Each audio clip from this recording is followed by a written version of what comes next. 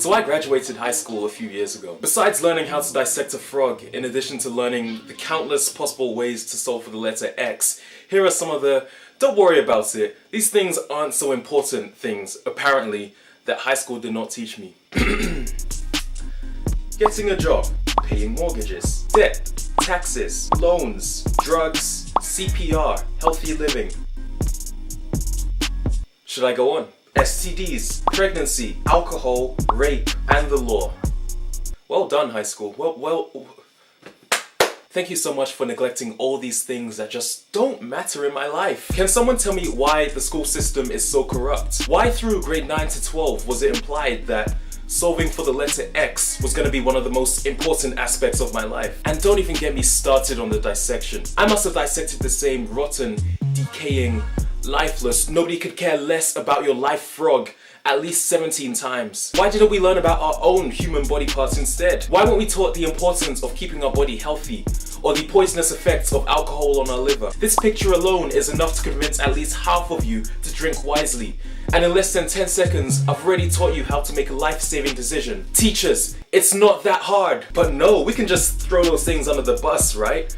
I mean, X is more important. X will help you get a wife. X will convince the government to pay for your school fees. X will prepare gourmet dishes for your children and your dog. What I'm trying to say is, there are students who struggle prior to graduating high school, mainly because, from what I believe, they have not been taught the right skills. To all the teachers who think I'm talking nonsense, if you think your same students are living live and well prior to graduating high school, then let me just read you some simple statistics. Let me just show you how your students are doing in life. The average amount of debt owed by young people between 18 to 25 is £3,109. As many as 11% of people between 18 to 25 years old think they will never be able to repay their debt. Oh, they're just being kids. They'll learn as they grow up.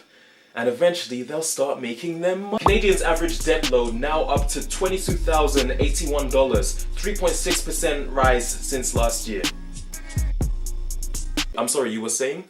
About 1 in 4 teens in the United States have a sexually transmitted disease. The 15 to 24-year-old age group accounted for 53% of gonorrhea cases and 65% of chlamydia cases. 97% of respondents did not know the line between sensible drinking and heavy drinking that can damage health. About 77% of teenage pregnancies are unplanned, and 1 in 3 university students can't even boil an egg. What makes this worse is there are people out there who try to exploit young people due to their lack of education on these situations. Which actually reminds me, Banks of Canada, how dare you try and sign me up for a credit card when I only had $9 in my bank account? No, seriously, you are the reason students are in this financial crisis. Every time I go to my bank, they non-stop pressure me into signing up for a credit card, or what they like to call in disguise, a rewards card, because they want you to believe that spending money you don't have is the root of all happiness. Why? Because your financial debt earns them money. They know students haven't been taught the importance of financial management, which is why they exploit the fact that the education system cares more about dissecting a frog's brain than they do about keeping students out of debt. They kept me for 40 minutes trying to convince me to sign for a credit card. They even started mailing letters to my house. I'm terribly sorry, your tricks are not gonna work on me. They'll be all nice and peachy about it like, well, a credit card will, a rewards card will help you pay for your school fees and you'll be able to buy the house of your dreams. Okay, that's cool. So tell me, how do I pay that back when I have $9 in my bank account? Oh, good point.